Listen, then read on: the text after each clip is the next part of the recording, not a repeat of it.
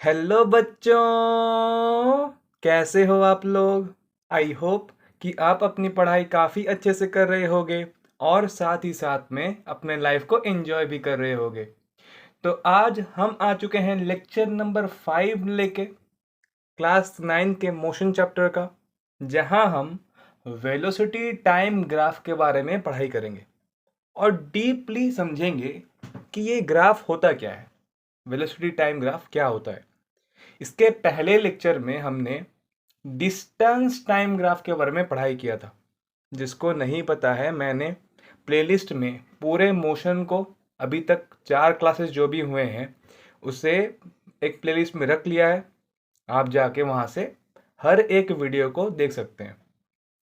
आज हम काफ़ी अच्छी तरीके से इस कंसेप्ट को समझेंगे। जिन जिन बच्चों का, बहुत सारे बच्चों का एक्चुअली इस कंसेप्ट के ऊपर डाउट रहता है, आज के बाद आपको किसी भी तरह का डर या डाउट इस कंसेप्ट के ऊपर तो नहीं रहेगा। बस आप 15 से 20 मिनट बैठ के शांति से बिना डिस्टर्ब हुए इस लेक्चर को देख लीजिए एक बार। तो बच्चों, बिना देरी किए हम लोग समझते हैं कि डेफिनेशन क्या बोलता है। सबसे पहले एनसीईआरटी बहुत ही प्यारा डेफिनेशन बोलता है कि the variation of velocity with time for an object moving in straight line can be represented by velocity time graph. इसका मतलब क्या है आसान भाषा में, कि जो भी वेरिएशन होता है, मतलब अगर एक ऑब्जेक्ट मूव कर रहा है तो उसका कुछ ना कुछ वेलोसिटी होगा। अब उस वेलोसिटी को हम लोग जब उसके वेरिएशन को, मतलब वेलोसिटी के वेरिएशन को जब हम लोग टाइम के साथ कोरिलेट करेंगे, टाइम के साथ मतलब उसके डिपेंडेंसी को समझाएंगे और उसको एक स्ट्रेट लाइन, मतलब एक स्ट्रेट लाइन के द्वारा जब हम लोग ग्राफ में रिप्रेजेंट करेंगे तो उससे हम लोग बोलते हैं वेलोसिटी टाइम ग्राफ।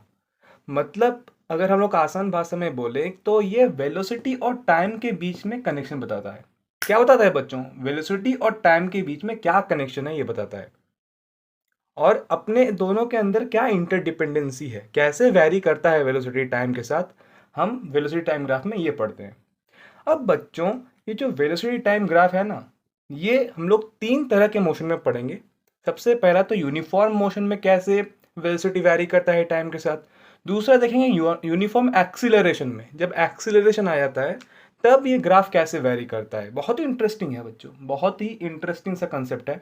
और नॉन यूनिफॉर्म एक्सीलरेशन में कैसे वैरी करता है, हम एक एक कर धीमे धीमे समझेंगे और इसकी यूटिलिटी सबसे पहले समझ लेते हैं। आप इसे नोट कर लीजिए। मैंने रब करने वाला कहाँ गया? हाँ, मिल गया। तो मैं इसे रब कर देता हूँ बच्चों, आप इसे नोट कर लीजिए। तो सबसे पहले हम देखते हैं कि वेलोसिटी टाइम ग्राफ का यूटिलिटी क्या है। यूटिलिटी का मतलब इसे हम लोग इस्तेमाल किस वजह से करते हैं। सर आपने तो बोला कि वेलोसिटी को टाइम के साथ कैसे लिंक्ड है या फिर किस तरह से वेलोसिटी वैरी करता है टाइम के साथ, ये देखने के लिए हम लोग इस्तेमाल करते हैं। लेकिन बेसिकली बच्चों, अगर हम इसका यूज़ के बारे में बात करें तो यूज़ होता है ये to find out displacement displacement of object. एक ऑब्जेक्ट किस तरह से डिस्प्लेस हुआ, मतलब कितना डिस्प्लेसमेंट हुआ, उसको हम लोग फाइंड आउट करने के लिए वेलोसिटी टाइम ग्राफ का यूज़ करते हैं। सर कैसे? एक एक कर देखते हैं। सबसे पहले हम लोग एक डायग्राम के थ्रू, मतलब यूनिफॉर्म मोशन को समझ लेते हैं कि कैसे वहाँ पे वेलोसिटी टाइम ग्राफ प्लॉट होता है। देखिए, जो जिसने डिस्टेंस टाइम ग्राफ किया है उसे समझ में आ जाए कि हम लोग एक्स एक्सिस में क्या लेते हैं बच्चों, कौन सा फिजिकल क्वांटिटी लेते हैं? जी हाँ, टाइम लेते हैं। सपोज यहाँ पे आवर में है, टाइम को मैंने ले लिया, और यहाँ हम लोग का सपोज वेलोसिटी में ले लेता हूँ वाई एक्सिस में, ये आपका एक्स एक्सिस है, ये आपका वाई एक्सिस होता है, और वेलोसिटी को मैंने ले लिया सपोज किलोमीटर पर आवर में। ओके, तो सपोज बॉडी ने क्या किया, यूनिफॉर्म मोशन किया। यूनिफॉर्म मोशन में क्या होता है बच्चों, वेलोसिटी जो होता है वो चेंज नहीं होता, कांस्टेंट होता है। मैंने यहाँ पे टाइम सपोज ले लिया, सपोज मैंने ले लिया 5, यहाँ पे मैंने सपोज ले लिया 10, यहाँ पे सपोज मैंने ले लिया 15, यहाँ पे सपोज मैंने ले लिया 20। तो ये टाइम लाइन ले लिया।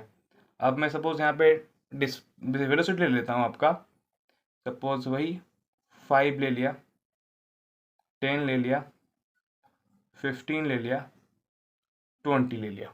ओके, तो अब हम लोग देखते हैं, सपोज मैंने अब सपोज बॉडी जो है हम लोग का स्टार्ट किया और वो 20 किलोमीटर पर आवर से मूव कर रहा है। कितना kilometre per hour? 20 kilometre our. तो यहाँ पर ग्राफ कैसे बनेगा? ऐसे बनेगा, स्ट्रेट लाइन बनेगा और पैरेलल टू एक्स एक्सिस। ये एक्स एक्सिस है ना बच्चों, इसके पैरेलल बनेगा। सर क्यों पैरेलल बनेगा? देखो, ये ग्राफ में हम लोगों ने इस वाले लाइन पे क्या लिया है? हम लोगों ने वेलोसिटी लिया है। ओके, अब हम लोग का कितना किलोमीटर पर आवर से बॉडी मूव कर रहा है? 20। सपोज एग्जाम्पल के तौर पर 20 किलोमीटर पर आवर से हम लोग का बॉडी मूव कर रहा है। अब यहाँ पे देखो, पूरे ही मोशन में, पूरे ही जर्नी में बॉडी 20 किलोमीटर से मूव कर रहा है। इसका हाइट जो है ना बच्चों, ये जो हाइट होता है ये चेंज नहीं होगा यूनिफॉर्म मोशन में, क्योंकि स्पीड तो कांस्टेंट ही है ना, 20 किलोमीटर से मूव कर रहा है, तो पूरे ही जर्नी में ये 20 किलोमीटर ही रहेगा। ओके, टाइम के साथ देखिए, टाइम अब चेंज हो रहा है। पहले टाइम 5 था, देन 10 हुआ, देन 15 आवर हुआ, देन 20 घंटा हुआ। तो ये देखो, टाइम चेंज, मतलब टाइम के चेंज के साथ वेलोसिटी डिपेंड नहीं कर रहा, वो तो कांस्टेंट ही है। ओके, समझ में आया? अब हम लोग बच्चों समझ लेते हैं कि इससे हम लोग डिस्टेंस या फिर डिस्प्लेसमेंट कैसे निकाल लेते हैं। कैसे निकालते हैं डिस्प्लेसमेंट, उसको समझ लेते हैं। फॉर एग्जाम्पल बच्चों, मैं यहाँ पे 2 पॉइंट कंसिडर कर लेता हूँ। सपोज ये आपका पॉइंट ले लिया मैंने, एक पॉइंट ले लिया और इसको हम लोग ए बोल दिया, और ये आपका दूसरा पॉइंट सपोज मैंने ले लिया, इसे मैंने सपोज बी बोल दिया। ओके, सपोज फॉर एग्जाम्पल मैंने ये ले लिया। अब हम लोग क्या करते हैं, फाइंड आउट करने के लिए डिस्प्लेसमेंट को हम क्या करते हैं, यहाँ से परपेंडिकुलर टान देते हैं। ये रहा पहला परपेंडिकुलर, ये रहा दूसरा परपेंडिकुलर। क्या किया हम लोगों ने बच्चों? परपेंडिकुलर खींच लिया। ओके, मतलब एक्स एक्सिस के ऊपर यहाँ से परपेंडिकुलर लाइन टान लिया। अब सपोज मैं इस पॉइंट का नाम दे देता हूँ सी, इस पॉइंट का नाम दे देता हूँ मैं डी। दिखाई दे रहा है ना बच्चों? ये हो गया सी, ये हो गया डी। अब बच्चों हमें पता है कि जो हम लोग ने इसके पहले वेलोसिटी के फॉर्मूला में पढ़ा था कि velocity is equals to distance covered divide by time taken. Time taken, इसका मतलब डिस्टेंस कैसा कितना हो गया यहाँ पे? Distance equal to velocity into time. समझ में आया? डिस्टेंस कितना होगा? डिस्टेंस कितना होगा? v और t को मल्टीप्लाई के जब कर देंगे हमें डिस्टेंस मिल जाएगा। ओके, अब इसे रख लेते हैं साइड में, इस फॉर्मूला को आप ध्यान से देखिए और इसी फॉर्मूला को हम लोग यूज करेंगे। देखो यहाँ पे, अब आ जाओ इस ग्राफ के ऊपर। अब ए बी सी डी में, ए बी सी डी ये जो रेक्टेंगल बना है बच्चों, अब यहाँ से अगर हम लोग देखेंगे तो यहाँ पे कितना स्पीड कितना है? ए से बी तक गया है, ए से बी तक क्या गया है? वेलोसिटी है। और यहाँ पे मूवमेंट हम लोगों ने सिर्फ कंसिडर किया है, जर्नी जो है हम लोगों ने इतना जर्नी कंसिडर किया है, ए से बी तक का जर्नी हम लोगों ने कंसिडर किया है। अब यहाँ पे वेलोसिटी कितना है? 20 है। समझ में आ रहा है? 20 है ना, 20 किलोमीटर पर आवर से ऑब्जेक्ट मूव कर रहा था, वेलोसिटी तो चेंज ही नहीं हुआ। इसका मतलब यहाँ पे वेलोसिटी कितना हो गया? 20। ओके, टाइम कितना है बच्चों? टाइम तो ये हुआ ना, सपोज मैंने यहाँ पे सी पॉइंट में मैंने टाइम ले लिया, सपोज इस पॉइंट में मैंने टाइम t1 ले लिया और इस पॉइंट में टाइम मैंने t2 ले लिया, डी पॉइंट पे। ओके, तो ये टाइम इंटरवल कितना हो गया? ये जो इंटरवल है ये कितना हो गया? ये हो गया बच्चों t2 माइनस t1। समझ में आ रहा है ना? ये इंटरवल कितना हो गया? t2 माइनस t1, ये तो मिल गया। t2 यहाँ से यहाँ तक पूरा है, t2 जो है, t2 ये इतना है, मतलब यहाँ से यहाँ तक जो है ये आपका t2 है। क्या है बच्चों? t2 है। और यहाँ से यहाँ तक इतना जो है ये आपका t1 है। अब t2 से t1 जब मैं माइनस कर लूँगा तो मुझे इतना टाइम मिल जाएगा, मतलब t2 माइनस t1। तो टाइम कितना हो गया? t2 माइनस t1 हो गया ना बच्चों? अब बच्चों ये देखो, ये 20 क्या किया? 20 यहाँ से इतना है 20। ओके, ये इतना जो है, ये लेंथ फॉर एग्जाम्पल, ये लेंथ आपका 20 है ना, तो मैंने इसको ले लिया लेंथ, तो लेंथ आपका 20 हो गया। और ब्रेथ हो गया ये t2 माइनस t1। अब लेंथ और ब्रेथ करने के बाद लेंथ इनटू ब्रेथ, ये क्या होता है? Area of the triangle. समझ में आया? समझ में आया कंसेप्ट? हमने क्या किया, और एक बार सर समझ में नहीं आया, और एक बार, ठीक। डिस्टेंस क्या होता है, वेलोसिटी इनटू टाइम, हम लोगों ने यहां से पता लगा लिया।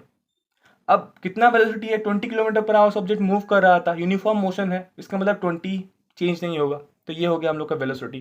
टाइम कितना है, ये इंटरवल हमको चाहिए, इतना ही इंटरवल हम लोगों ने कंसीडर किया है ना, इतना ही मोशन हम लोगों ने कंसीडर किया है, तो इतना हो गया T2, इतना हो गया T1, तो हमको चाहिए ये इंटरवल, तो वो हो गया T2 माइनस T1, हम लोगों ने लिख दिया। अब 20 क्या हो गया, लेंथ, ये हो गया 20, ये हो गया लेंथ, ओके। और ये इंटरवल जो हो गया T2 माइनस T1, ये हो गया ब्रेथ, मतलब ये हो गया ना area of the triangle, area of the rectangle is equals to area of rectangle, area of rectangle. दिखाई दे रहा है ना बच्चों, जी हाँ दिखाई दे रहा है, ABCD। क्लियर, समझ में आया कैसे एरिया ऑफ द रेक्टेंगल बना ABCD, समझ में आया ना। इसलिए हम लोग बोलते हैं कि, और ये क्या हो गया, डिस्टेंस के बराबर हो गया, या फिर हम लोग इसे डिस्प्लेसमेंट, अगर मैग्नीट्यूड वाइज ले लें तो ये डिस्प्लेसमेंट हो गया। इसका मतलब अगर हमको वेलोसिटी टाइम ग्राफ दिया है और हम उसका इतना एरिया, अगर वो ग्राफ जो स्लोप, मतलब ये जो दिया होगा आपका ग्राफ के अंदर का जो एरिया है, area under the graph, okay, and time axis, ये आपका टाइम एक्सिस हो गया और ये एरिया अंडर द ग्राफ हो गया, तो इस एरिया से हमें क्या मिलता है, डिस्टेंस मिलता है, या फिर हम लोग बोल सकते हैं कि डिस्प्लेसमेंट मिलता है, अगर मैग्नीट्यूड वाइज कंसीडर करें। समझ में आया, सिर्फ और सिर्फ रेक्टेंगल का एरिया तो यहाँ पे मिला है, लेकिन अगर हम लोग नॉन यूनिफॉर्म मोशन देखेंगे या फिर एक्सिलरेटेड मोशन देखेंगे, तो वहाँ पे आप बस एक ही चीज़ आपको याद रखना है, मैं सिर्फ करता हूँ बच्चों, आप इसे नोट डाउन कर लीजिए। काफ़ी काफ़ी अच्छा कंसेप्ट है बच्चों, बस थोड़ा सा आप ध्यान दीजिए, आप हर एक पॉइंट को समझ पाएंगे, हर एक पॉइंट को समझ पाएंगे। तो डिस्टेंस आपको, अगर आपको यहाँ पर डिस्टेंस ले लो, या फिर हम लोग डिस्प्लेसमेंट भी बोल सकते हैं, डिस्प्लेसमेंट, अगर आपको वेलोसिटी टाइम ग्राफ दिया है तो उसके अंडर का area under, area under VT graph, मतलब velocity time graph and X axis, okay. आपको ये पॉइंट याद रखना है, सबसे इंपॉर्टेंट, ये पॉइंट जो है वो सबसे इंपॉर्टेंट है बच्चों, ओके, मोस्ट इंपॉर्टेंट, आपको इसे ध्यान रखना है कि अगर आपको वेलोसिटी टाइम ग्राफ दिया है और पूछा है क्या, डिस्टेंस या फिर डिस्प्लेसमेंट, तो आपको कैसे फाइंड आउट करना है, कैसे फाइंड आउट करना है, बस आपको उस कर्व का या फिर उस ग्राफ के अंदर का जितना भी एरिया होगा ना, एरिया होगा, आपको उसे निकाल देना है, आपका डिस्टेंस या फिर डिस्प्लेसमेंट मिल जाएगा। और एक एग्जांपल देता हूं आपको, हमने यूनिफॉर्म मोशन कंसीडर कर लिया ना, अब हम चलते हैं एक्सिलरेटेड मोशन में, एक्सिलरेटेड मोशन में अब हम सपोज एक्सिलरेटेड मोशन में चलते हैं। एक्सिलरेटेड मोशन में क्या होता है, ग्राफ कैसे बनता है बच्चों, इस तरह से बनता है ग्राफ, वेलोसिटी ये हो गया आपका टाइम आवर में है, और ये आपका हो गया velocity, velocity kilometre per hour में फॉर एग्जांपल, ओके। यहाँ पे ग्राफ इस तरह बनता है, समझ में आया, इस तरह ग्राफ बनता है। फॉर एग्जांपल मैं यहाँ पे इसके अंदर मैं देखना चाहता हूँ कि किस तरह से डिस्टेंस निकलता है, तो मैं यहाँ पे 2 पॉइंट्स ले लिया, यहाँ पे A ले लिया और एक पॉइंट हो गया B, ओके। तो अब मैं क्या करूँगा, यहाँ से परपेंडिकुलर टानूंगा और यहाँ से परपेंडिकुलर टानूंगा, ओके। इस पॉइंट का नाम सपोज मैंने दे दिया CD, ओके, ABCD, और सपोज मैंने यहाँ पे और एक पॉइंट ले लिया और एक पॉइंट ले लिया, इसको मैंने दे दिया सपोज E, ओके। अब देखो बच्चों, अब मुझे अगर इस मतलब इस जर्नी का A to B में अगर मैंने जर्नी किया है, ऑब्जेक्ट मूव कर रहा है और मुझे पूछा है कि इसका डिस्टेंस कैसे निकाले, तो हम क्या करेंगे, इस पूरे एरिया को निकालेंगे, इस पूरे एरिया को, इस पूरे एरिया को अगर हम लोग निकाल लें तो हमको मिल जाएगा डिस्टेंस कितना है या फिर डिस्प्लेसमेंट कितना है। अगर ये यूनिफॉर्म मोशन रहता तो ऐसा अब लाइन कैसे बनता, ऐसे बनता। यूनिफॉर्म मोशन में कैसे बनता, स्ट्रेट लाइन बनता है ऐसे। अब इसका मतलब ये एरिया हमको निकालना पड़ता रेक्टेंगल का, AEDC का एरिया निकालना पड़ता। लेकिन अब क्या पूछा है, AB के अंदर पूछा है, तो हमको ये ट्रायंगल का एरिया भी ऐड करना पड़ेगा। तो यहाँ पे अगर कोई पूछे कि डिस्टेंस कितना है और डिस्प्लेसमेंट कितना है तो हम क्या बोलेंगे ना, area of triangle AEB plus area of rectangle, क्या है रेक्टेंगल, AEDC।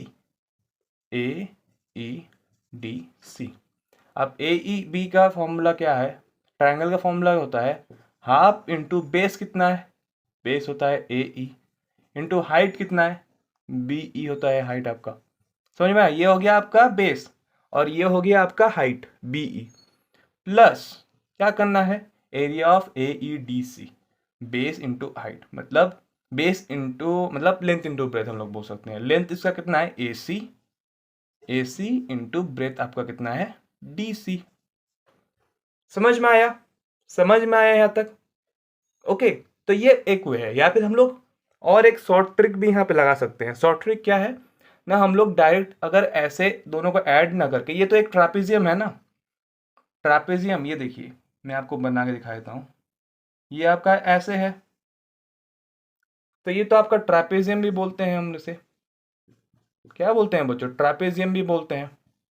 ओके, ट्रापेजियम का मतलब क्या होता है ना, दो साइड आपके पैरेलल हो और दो साइड पैरेलल ना हो।